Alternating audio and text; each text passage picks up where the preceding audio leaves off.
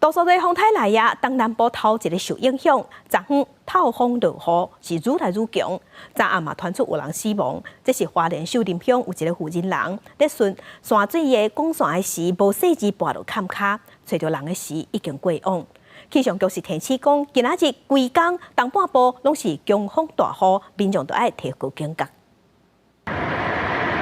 由山泉水广线的山沟下骹这条溪水拢涨起来，有就位去山顶检查水源的民众，敢若是无细致跋落去溪底淹死。花莲县秀林乡文南部落有一位妇女人甲伊的翁婿，日暗6点外去伫山顶顺山泉水的广线，煞无细致跋落去山坎骹，8点外找到人时阵已经淹死，是都市类风台第一件死亡案件。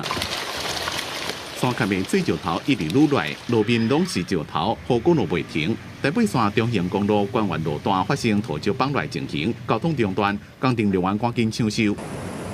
风台外围环流，和花莲落雨大雨，毋但山谷有土石流，几落条溪也拢涨起来。花莲高寮大桥原本已经有警线封闭，公所的人伫咧日早起巡发现桥面有严重的壁损。另外，富里乡的轮天大桥变道也和涨起来溪水冲海去。变强轮天大桥